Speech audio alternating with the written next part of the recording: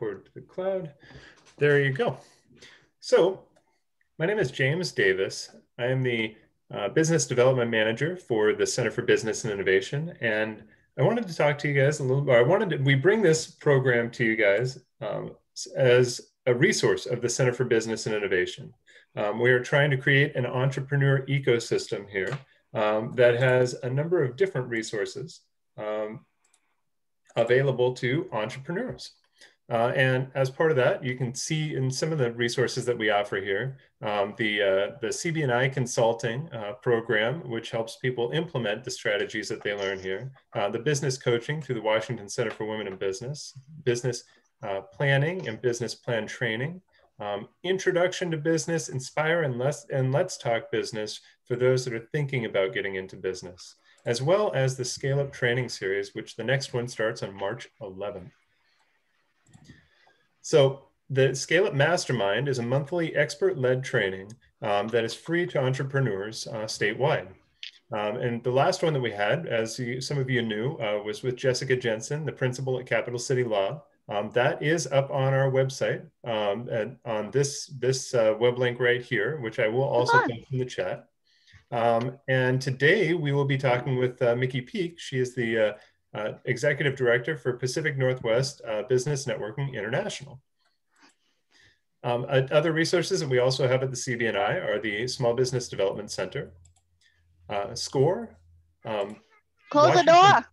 PTAC, so the Procurement Technical Assistance Center. No. The Lacey Makerspace, and the Think Investment Network. We also have and host a COVID-19 business response hotline. So be sure to write that number down. It is manned Monday through Friday, 9:30 to 3:30 p.m. and you will get a response. And these are the different resources that we offer under this one umbrella here. So the Center for Business and Innovation is, as I mentioned earlier, trying to create an ecosystem for entrepreneurs, whether you're trying to invent products and bring them to market, create a business plan, scale your business up, work on procuring government contracts or finding investors or individual coaching. We've got you covered. And all of these most of the resources that we offer are provided at free to no charge to businesses. So with that, I would like to hand it over to Micki Peak, our guest today. As I mentioned earlier, she is the Executive Director with Business Networking International, Pacific Northwest region. And she'll be talking about the art of networking, how you can use business networking as a business multiplier, and some strategies that you can use to network in this COVID environment. So take it away, Micki. Hi, thank you for having me, and hopefully you will walk away with at least one nugget from what I talk about today. Some of you may be very experienced networkers. Some of you may be fairly new to networking. So I started as an entrepreneur in 2002. My husband was in the Navy, and we were stationed at Bangor Naval Base in 2001. So I was brand new to the area, lived here for less than a year, and then I decided to start a business, which is not a brilliant marketing plan, by the way. I didn't have a budget for paying for advertising or hiring a public relations firm. And the thought of cold calling made me want to vomit. Just thinking about it made me sick to my stomach. So that left the only other way for me to grow my business was through networking. And so I joined a Chamber of Commerce, and I joined a leads group. And my business partner joined the Chamber of Commerce, and she joined Toastmasters. And we're very different in our behavior styles. I'm very much introverted, and she is very much extroverted. And the net total of what we got out of all of our combined networking at first was a big fat 0. So I started networking. I didn't think it worked because I wasn't getting any results. But there were people in my industry that kept telling me their experiences with networking and these amazing results that they were seeing. So I kept hoping that somehow things would magically turn around for me, and then I would get to this magical point of suddenly getting this windfall of business through my networking efforts. But basically, 18 years ago, I was terrible at networking, but I didn't know it. And I didn't know why nothing was happening for me through any of my networking efforts. My partner was just as terrible as I was, just in different ways. And while I was trying to figure it out, trying to find a way to improve the way I was networking and learn new ways to network or new ways to approach networking, I discovered a professional organization, a networking organization that I'm now a part of, that ultimately helped me learn and practice how to network more effectively with people who gave me honest, brutally honest feedback, so that when I went out into other areas like the chamber, I was networking better. And once I learned how to network better, suddenly, it wasn't magic, but things did turn around. And I suddenly started getting some results from my efforts at networking. And through that organization in 2003, I helped charter the first BNI chapter that was north of the Tacoma Narrows Bridge, and invited as a role as a support director. And then in 2001, I had the opportunity to become a franchise owner for the Pacific Northwest region of BNI. So for 18 years, I have studied and practiced and taught the art and science of networking.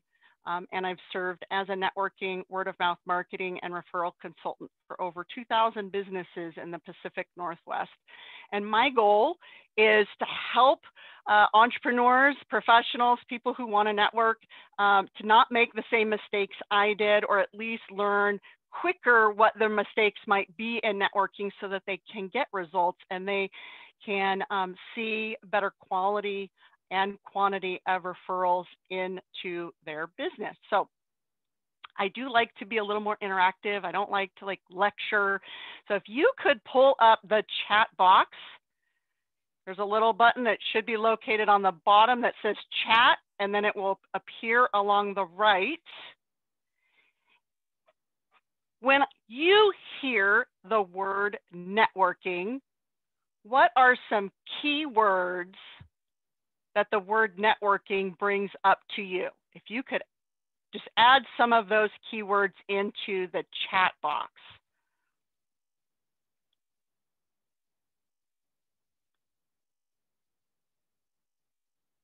Ooh, relationships, connecting with someone you don't know, marketing, more connection, listening, and meeting. Perfect. So we can go to college and go to university and get a degree in business, but they do not teach networking as a way of building your business in colleges. They teach marketing, assuming you have a huge budget to invest in marketing. And so it's no wonder, since they don't teach it there, that there are a lot of myths and misconceptions and delusions about what networking is and how to be successful at it. Networking is both a mindset and a skill set. The mindset is focusing on helping people, and the skill set is knowing the appropriate techniques to achieve desired results. And networking is not a noun, it's a verb. It is not net sitting, it's not net eating, it's not net holding the wall up. Of course, now we're doing it all on Zoom, but it's about networking. Working is part of the word networking. So just with a show of hands, who has ever attended a networking group or a networking event? Yes? Hopefully everyone. All right. So now another show of hands, and I need you to be brutally honest. How many of you attended that group or that event hoping to make a sale, hoping to do business? Anybody? All right. A few honest people. The rest of you are lying. I know it. So now, how many of you went to that event or that group hoping and planning to buy something? One hand? Maybe 1.5, 2? All right. So this is where there can be a disconnect with networking. When people are showing up to an event to sell something, but no one, or very few, are actually going there to buy something. And this is why some people really hate networking and they think that it doesn't work. And I know that's how I felt because I know I'm guilty of the same thing in my early days of networking. But networking isn't net selling. It's not about direct selling and using events as a face-to-face cold call opportunity. Networking is about developing relationships and building your social capital. Successful and effective networking focuses on relationships. Some of you said that, which is perfect. It's about relationships. It's about giving something of value before asking or even hoping for something in return. It's about creating, maintaining, and growing relationships that are mutually beneficial, where you get something out of it and so does the person you're networking with. And when you focus on the relationship first and giving value to the people that you network with, they look forward to seeing you at events and they want to introduce you to other people. Now, I'm an observer, so I have been to events where I see people in action where like someone will walk into the room and then people light up like, oh my gosh, you know, Valerie's here. I need to go say hi to Valerie and I need to introduce Valerie to my people. I have also seen, oh my gosh, James just got here. Where's the bathroom? I'll pretend, you know, I'll turn around. I'll pretend I didn't see James. Or if I get stuck maybe talking with James, I am introducing him to someone as quickly as possible so I can gracefully exit the conversation. So when you've been to a lot of networking functions, you begin to see things like that happen. And if you're not noticing those things happen, you may be the one in that one of those two scenarios. Hopefully you're the one that people are excited to see and not the one people are avoiding at those events. And networking is building relationships that will eventually result in new business when you do it right. But it's not only about building your business. It's not only about generating referrals. It's also a great way to share ideas, to share resources, to collaborate with people in your same industry, things that will help you and others run their business and achieve more success in their business. It will also put you in touch with industry experts and resources that your clients may need. Or maybe you'll be in connection with accountants and lawyers who can help you do a better job in your business and can support you in business. So how many of you, show of hands, oh no, actually, let's do a chat bar. True or false? The value of networking has changed over the last 12 months. Yes, yes, true? But the question is, how has it changed? It has absolutely changed.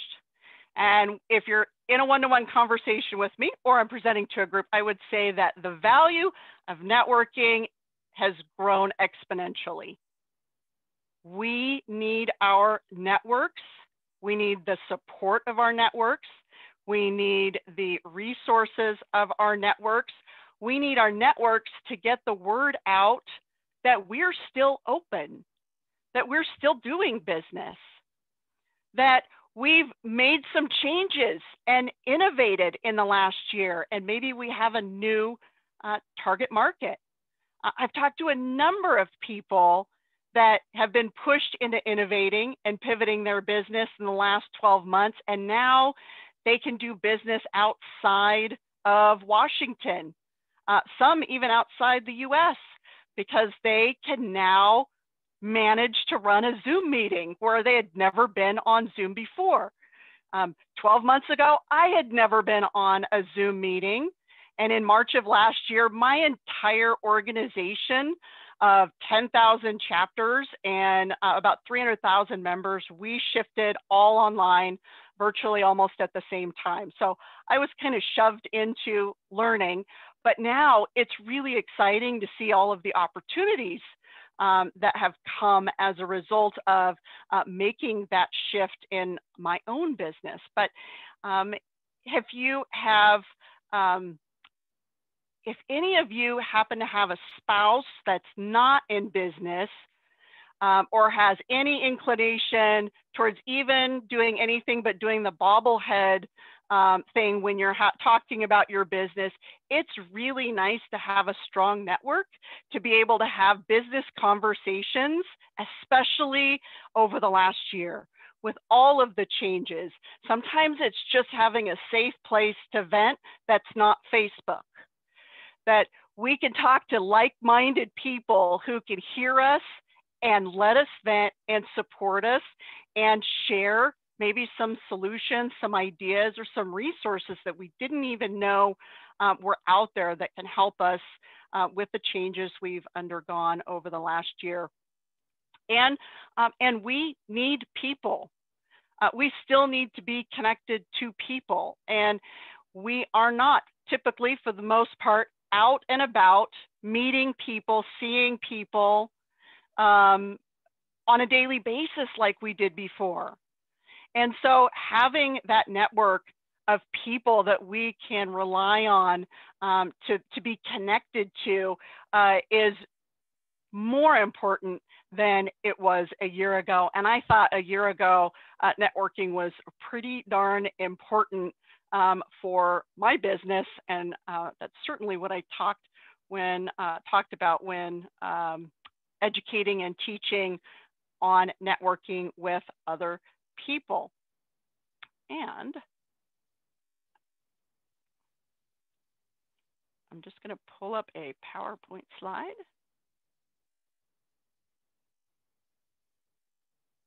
Don't worry, I only have one PowerPoint slide. And if you're like me, I have seen more PowerPoint slides in the last year than ever before.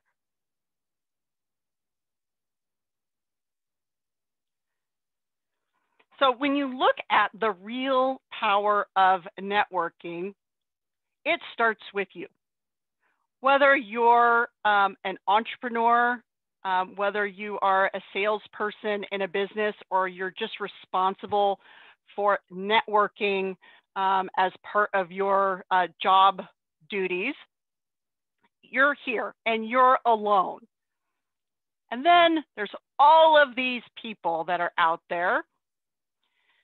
And these people represent those just kind of outside in the big wide world that you are not currently connected to, but you want to be connected to them. Your goal or your aim is to gain access to these people and their businesses. And maybe they'll become customers, or maybe they will be the key to connecting you into another desired group of businesses and potential clients. But you honestly, as a one-person show, you don't have the capacity to reach all of these people and still actually be able to make sales and do the business you're contracted to do.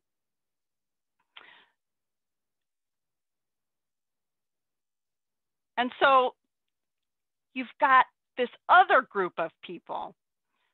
And this other group of people are your close network members, not your casual, but the close, ones you would consider as being part of your strong network, your inner circle.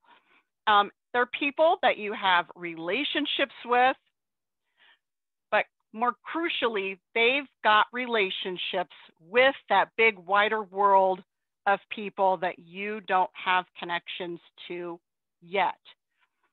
And what you've got to do is to get to know these intermediaries, these people in green, well enough that they know you, they like you, they know what you do, and they believe that you are an expert in your field, so that they are willing and prepared to open the doors and introduce you to their network.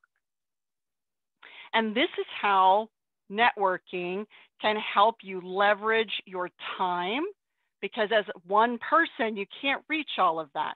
If you're creating relationships with those people in green, you've got time to do that.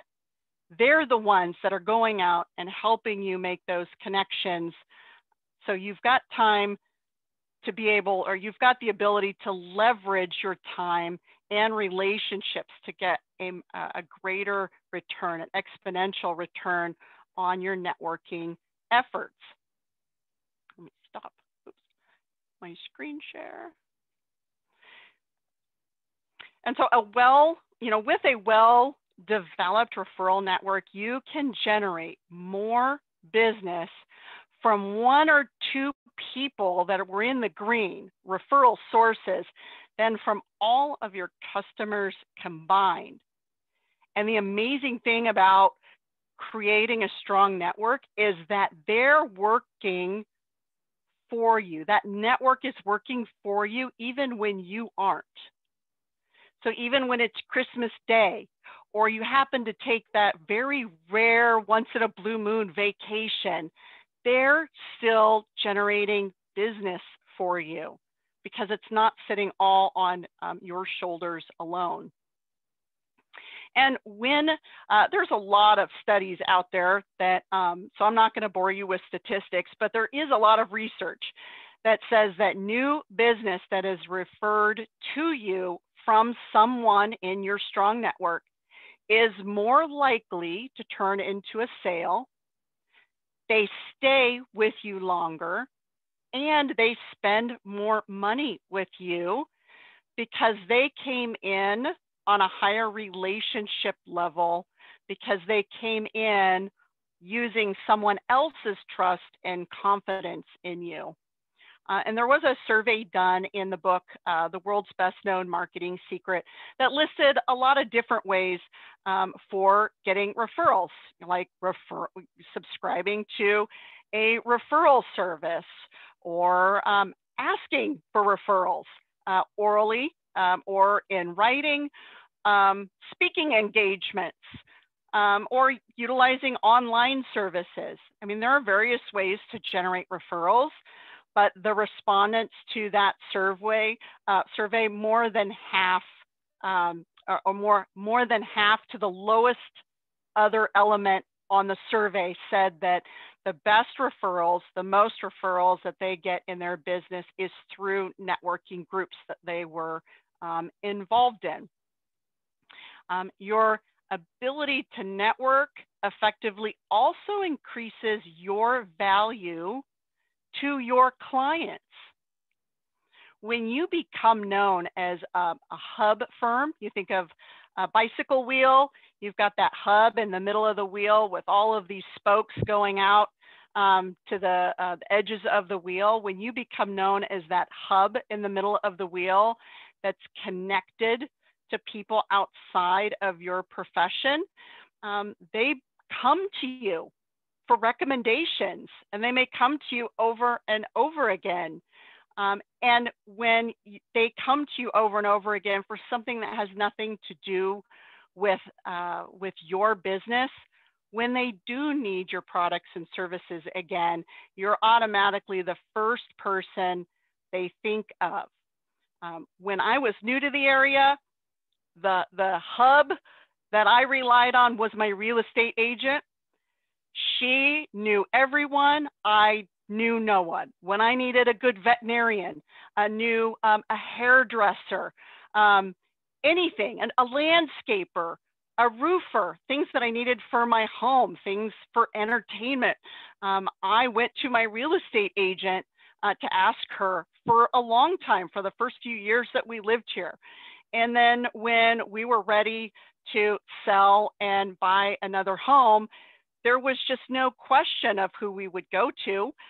It was going to be Karen, because we had maintained this relationship for years that had nothing to do with her being a real estate agent, and basically her being my hero at saving me a lot of time and effort from mistakes and from going to the phone book, which probably doesn't even exist anymore. But I loved Karen. There was just no question that I was going to go to Karen. In a pandemic, definitely the first one, that has occurred in my lifetime. The way we network is different, and the value of networking has definitely gone up. But there are a lot of networking groups and organizations and events that have shifted to online formats. And so you can still network. It may be through Zoom, it may be through other types of online formats, but don't stop networking just because you can't do it in person. And there are some people that will say that networking online just isn't as good as in person. It's definitely different, but it's not necessarily better or worse. It's simply different. Definitely a different way to network, and you need to develop some different skills to really take advantage of the way you network online. And every group will give you different opportunities for using those skills. And you can definitely Google search on skills, how to network online. I was just talking about networking today, not how to network, but there are different types of groups to look into, to consider when you're looking at where do I network. You've got casual contact networks, which would be like your Chamber of Commerce, where there might be, 5 real estate agents and 10 mortgage lenders and 3 financial planners, but it's a way to collaborate and network and meet new people and be introduced to new people. You've got strong contact networking groups, which would be like what BNI is, where there's only one person per profession, and we'd meet on a very regular basis. There's service organizations, and some service organizations are more would fit more into the casual contact group, and some under the strong contact networking groups, but they definitely deserve a category all their own. And one of those organizations would be like Rotary. And then there's professional or trade organizations, where you network with people that are in similar professions or the same profession that you are. And then there's also online networking organizations that existed before the pandemic, and that would be something like that you could do through LinkedIn. And it's great to think about all those types of networks and strategically consider which ones are the best fit for you and your company. It's recommended to limit it to no more than 3 networking groups to get the maximum benefit. And when you're looking at groups, you don't want to just put all your eggs in one basket, like go join 3 chambers of commerce, or go join Rotary and Seroptimus and Kiwanis. You want to diversify. So if I had a conversation with a financial planner about maximizing my return on investments, they would not be putting all my money in one type of organization, or I might have to go find a new financial planner. They would be diversifying my investments so that I could get the maximum opportunity for return. When you think of networking as your social capital instead of your financial capital, you want to diversify your networking to get the maximum potential for return. And there are a lot of things to consider when looking at the types of events or groups that might be the right fit for your business.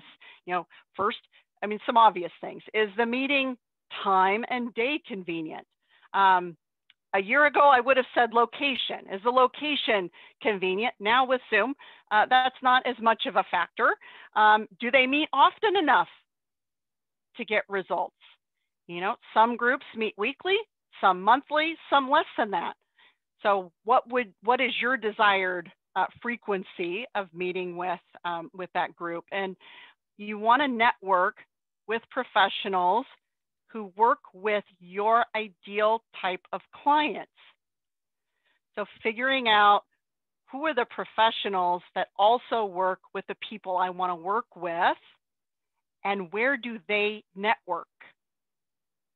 You also want to look at not only diverse types of networks, but diverse in the membership itself.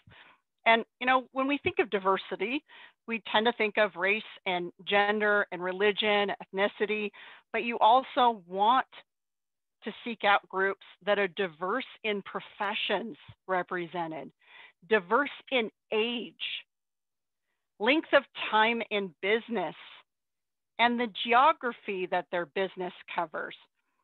If you think about if everyone here was all based in downtown Olympia, your ability to maximize your networking efforts with each other would be limited because likely your networks overlap and you would know a lot of the same people. When you think about my PowerPoint slide, you want those people in green to connect you with all of those people in that wide world, those blue people, but you want to make sure that those blue people aren't overlapping. You want, you know, 1,000 new opportunities to meet new people so that you can have new connections and new clients and new opportunities that you would never have access to if you all had overlapping networks. And you want to think about networking up.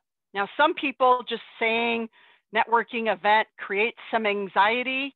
Some people love networking. They're people. They love to be around people. They're energized by people.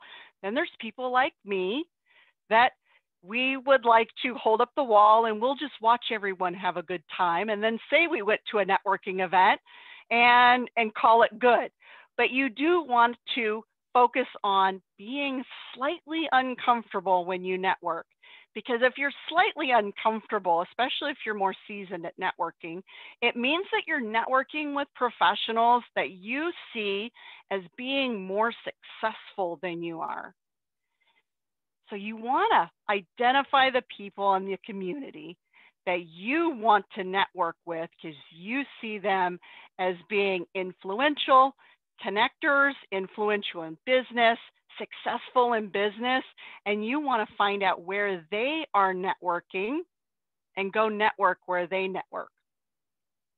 And you also want to consider groups that you can commit to long term. Hopping around from one event to another is exhausting. Hopping around from one group to another is exhausting, and you might meet a lot of people, but you don't have the opportunity to set down roots and really develop strong relationships with the people in the group. You don't have a chance to show off your professionalism and show that you are a credible expert in your field that people can trust with their family and friends. So you do want to find groups that you feel like you can commit to long term so that you can invest the time it takes to get results from networking. So if your network is a mile wide and an inch deep, it will never be very powerful. You need a strong and stable network that is both wide and deep. But if you had to choose one or the other, it's better to go deep than go wide, because you're developing trusting relationships with people that will give you the keys to their network and their database, the people that they're willing to risk their reputation on when they refer you. So think of networking as more about farming than it is about hunting. You're cultivating, you're planting seed, or you're preparing the soil. You're fertilizing it, then you're planting, and then you're watching it, and then you're taking care of it, and you're pulling weeds, and then you're watering, and then you have a crop to harvest from. Networking is not about hunting, where you're just hunting down that next sale. And there's lots of resources out there if you want to learn more about networking.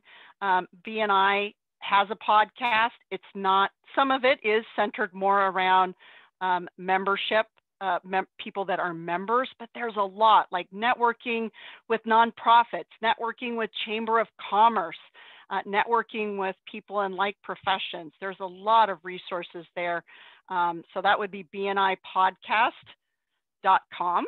They're roughly 10 minutes. So they're quick ones compared to some other podcasts that are out there. And then there's tons of books out there. There's some of my favorites are Networking Like a Pro, Networking Disconnect, and Masters of Networking. I love education, so I have lots and lots of books. You can even download an app that is associated with this book, The Networking Like a Pro. It is an app called Networking Like a Pro, where you can actually track your networking activities and you earn points for the different activities that you do. It does make a little more sense if you read the book, but some of you are probably able to figure it out without reading the book and enjoy having fun utilizing that app and applying an app to your daily business activities. So with that, I will turn things back over, I guess, to James to facilitate any questions. You know, actually, I was going to ask you to elaborate on a couple of key concepts, just real quick. Okay.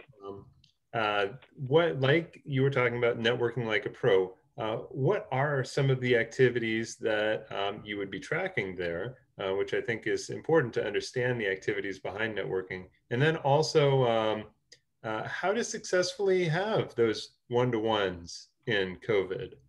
Okay, so one-to-ones and activities. Okay, so with the Networking Like a Pro, there you get points for following up, for sending, like you get different points for following up with a card or following up with a phone call, for going to a networking event, for recognizing the people that give you referrals or send you referrals. And I'm kind of drawing a blank on some of the other things that might be there. So there's even there's a quiz at the back of the book so that you can look at a list of probably 20 activities. Like I consistently get high-level referrals from my referral sources. I understand the value of coaching and accountability partners. I have the ability to implement a new system in my business. And then if you score 100, you're networking like a pro. Just below that is a little tweaking needed. Next would be, this is the if system at work. And just below that is leads appear, but quite by accident. And then there's lots of work needed, but it is a place to start. And then when you're meeting with someone one-to-one, there's lots of things that because I'm introverted and a shy networker, conversation doesn't always, I don't always think of the next thing to say in a conversation. So I love anagrams. Anagrams help me remember where I can find more information or the next question. So one of the things that we talk about a lot in our organization is something called GAINS. And GAINS stands for goals, accomplishments, interests, networks, and skills. So when you're having a conversation talking about business goals you might have this year, or personal goals you have this year, accomplishments, what have you accomplished in business? Because you can say all day long that you are fantastic at what you do, but finding out that you earned some certifications or won some awards, even if it was being, pinball champion when you were in high school, suddenly that adds, a different level of connection and relationship. And then there's interests, which is actually probably where I would start. I would go out of order and start with interests, because you've got to figure out whether you like each other before you can move on to doing anything else. Because when you like each other, you're just interested and willing to find out more information and how to refer someone, even if you don't know everything they think you need to know about their business. But that just creates connection. And when I find out that Valerie likes cats, because I did see one walk by, and I have cats, and maybe Mary likes to, have a little wine on the weekends, well, suddenly we're best friends, and I want to know more about you, and I'm enjoying my time, and I want to know how to refer you business.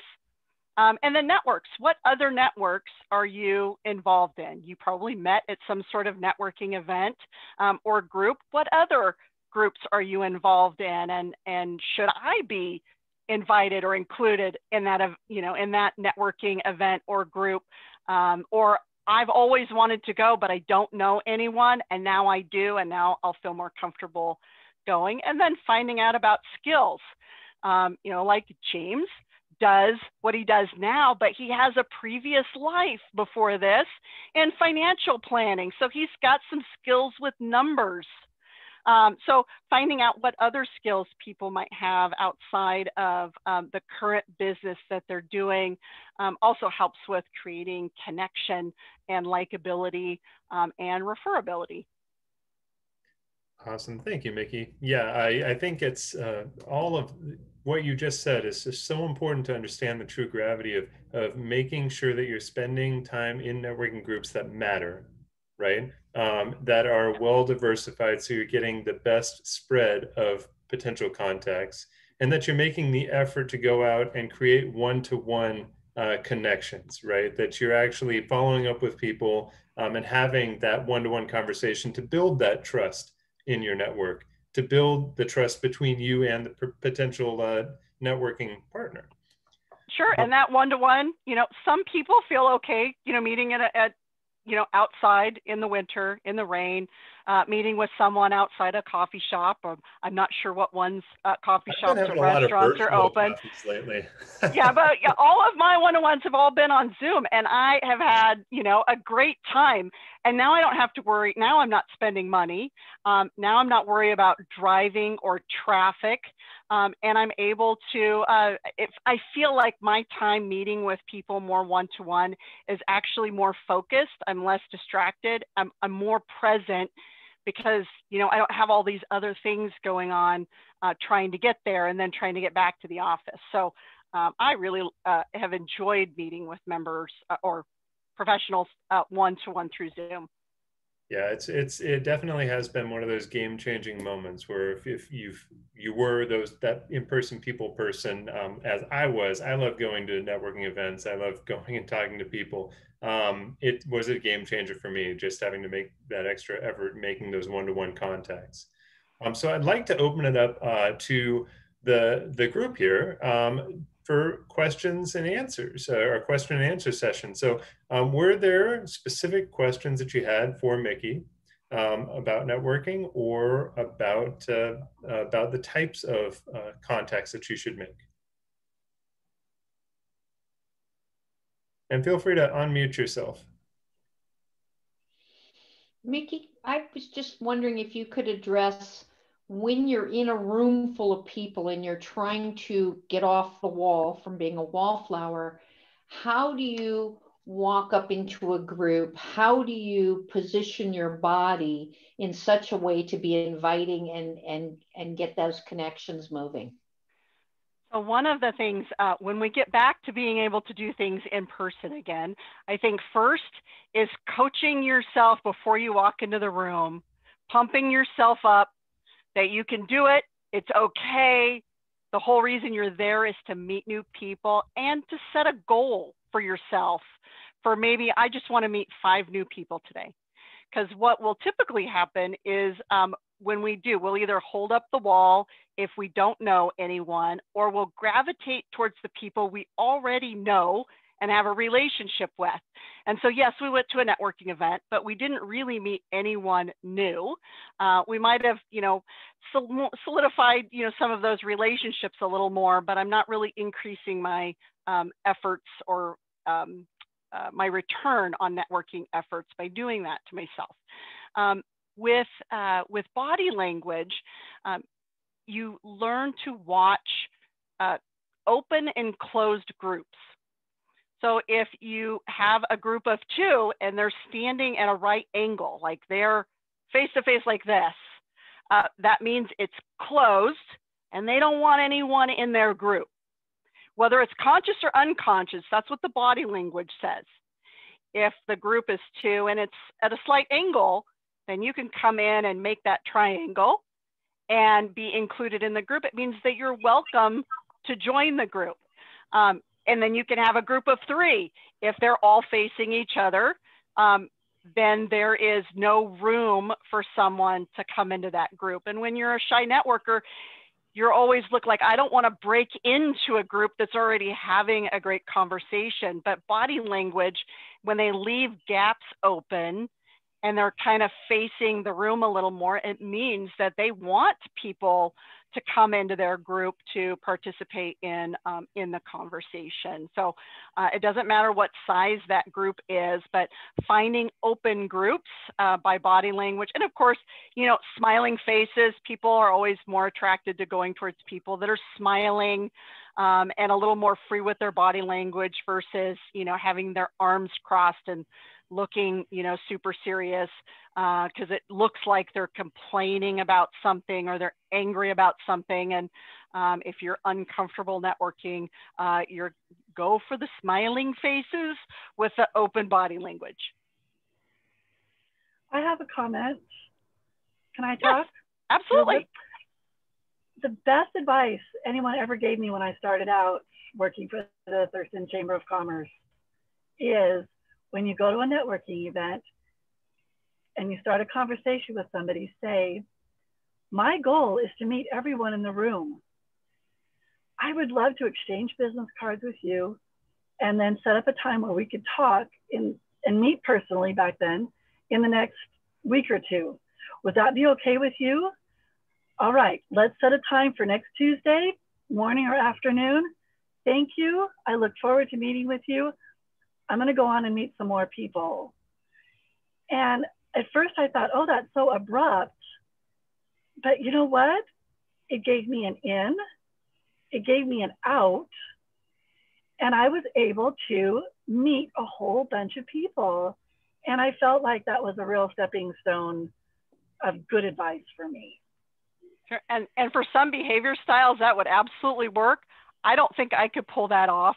I would rather have fewer conversations and meet a few people and have a longer conversation to figure out whether we wanted to actually meet and if we thought there was potential and benefit, to meeting later. But there's 4 basic behavior styles. You've got people that are go-getters, and they want to network the room. They want to meet everyone in the room, and they want to exchange business cards with everyone. And you've got people that just want to have fun in the room. It doesn't matter who they meet. They just got to have some fun. And if it's not fun, they're not doing it. And then you've got people that are a little more reserved. They're a little more like me. They care about how people feel They're more worried about whether everyone's comfortable. And you might, being me, I would probably go approach the people that obviously look uncomfortable networking so that I can help them feel more comfortable networking and go introduce them. And then that fourth type of behavior style typically doesn't go to networking events at all because they prefer numbers and computers than they do people. They're very rare to find them at networking events or networking groups. However, they're the ones that probably need it more because having conversations with people isn't quite as easy. So you have to find you might have to experiment, find an approach that works for you that's getting results. And if it's not getting you good results that you're happy with, then you might need to, tweak things a little bit and try a different approach. Yeah, and it really is akin to your own style, right? Mm-hmm. I mean, absolutely.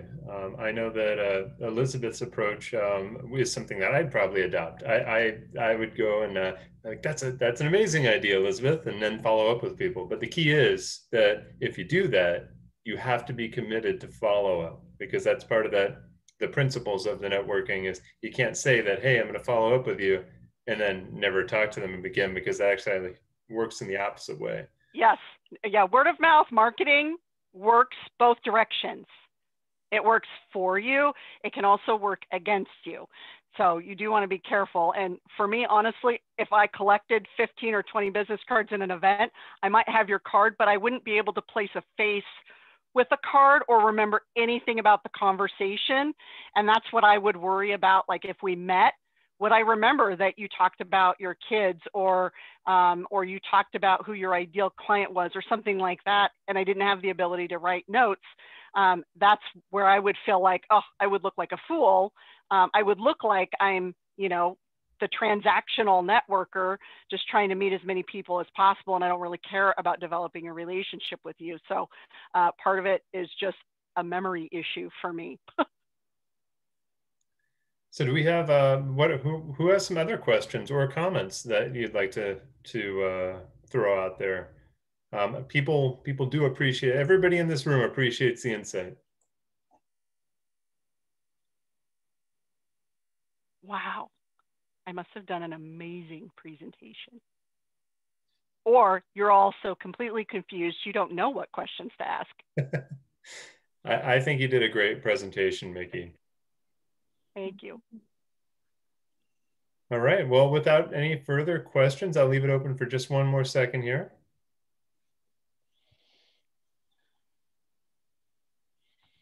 I want to say thank you, Micki. It's always fun to get to listen to you. And I've been watching you since the very beginning days. And by the way, she rocked back then too, even if she didn't know it. And it's been, what, about 18 years, hasn't it? Yeah. It has. Next month is 18 years. That's amazing. You've done so much. I'm so impressed. And I always love hearing it because I'm an introvert like you, and I still need to go out and meet people, right? And the BNI has helped me tremendously to be able to know how and when to speak and when to be quiet. So I really have enjoyed that. Thank you. Yeah, so I grew up with, half of my family were Pentecostal preachers. It's like a Baptist preacher. The other half, they were litigation attorneys. And so I thought networking was some mix of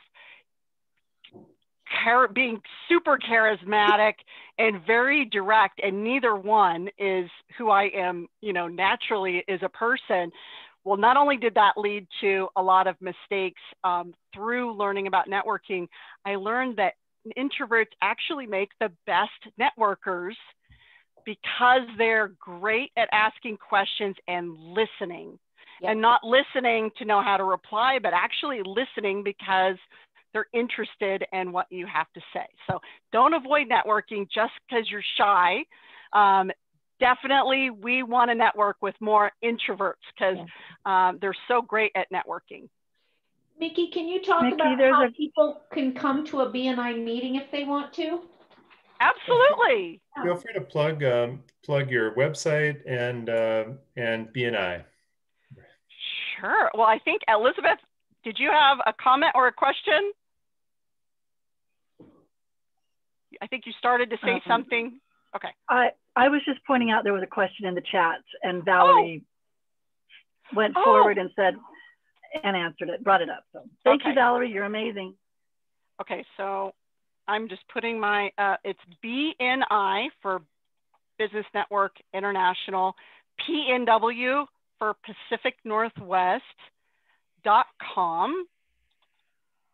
And I'm, and my first name is Micki. So if you want to email me, it's Micki@BNIPNW.com. You can go to the website. There's 2 chapters in Thurston County. I think someone mentioned they were from Pierce County. That's a different website. That is BNINW. That's run by a different director, but I can kind of help you, direct you there if you get lost in trying to find a chapter you might want to visit. And if there are no local chapters, I heard someone say they were from Grays Harbor. I also work with people to help groups of their own wherever you are in the Pacific Northwest side of Washington.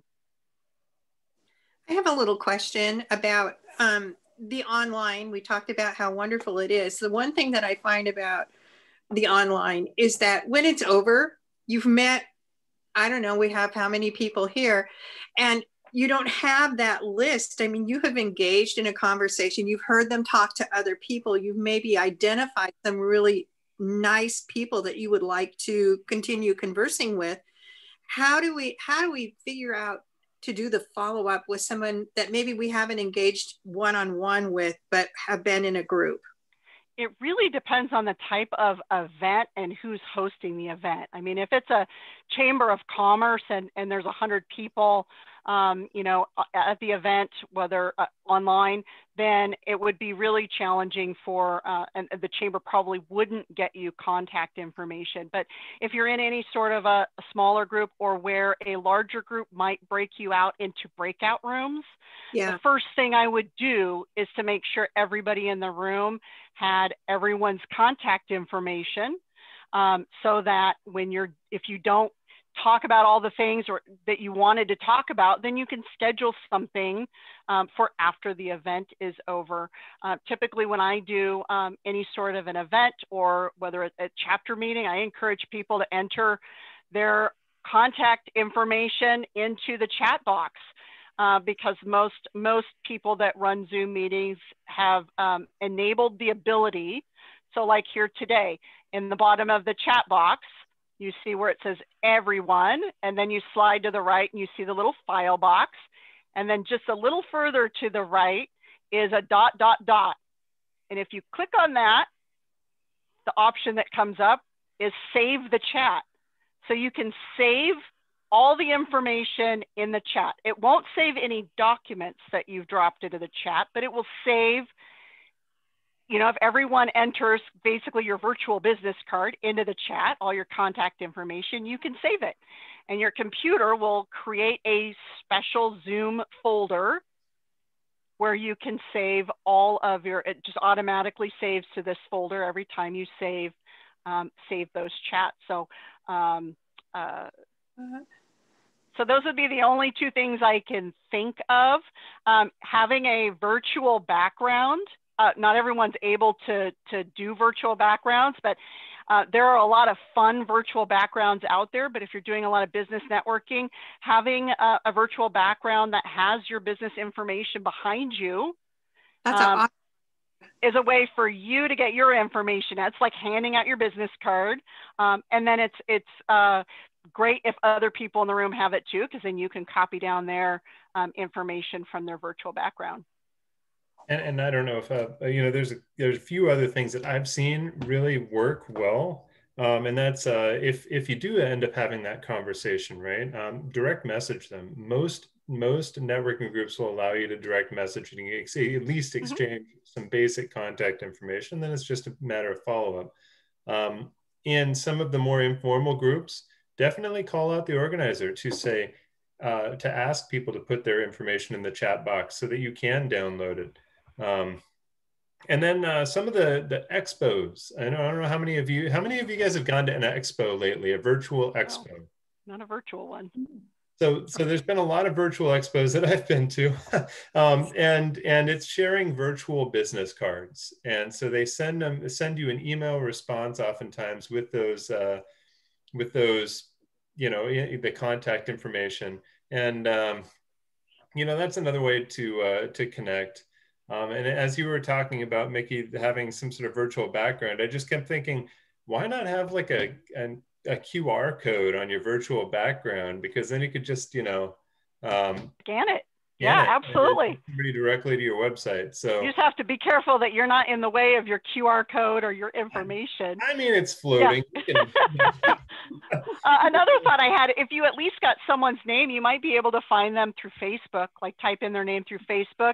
Chances are people, I mean, if you're in a local group, you're in Thurston County, Pierce County, you probably have some like connections. So that means that the person's name you type in would probably appear higher at the list, and you might be able to instant message them, that way.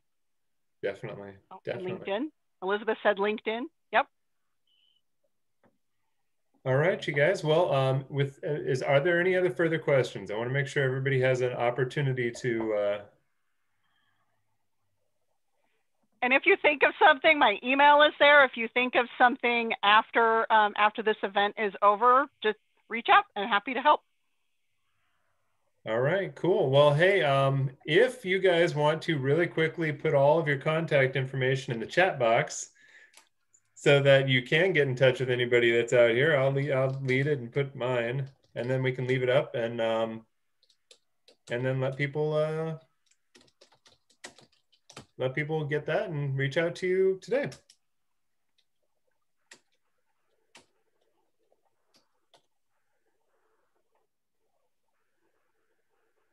Should have called for that earlier.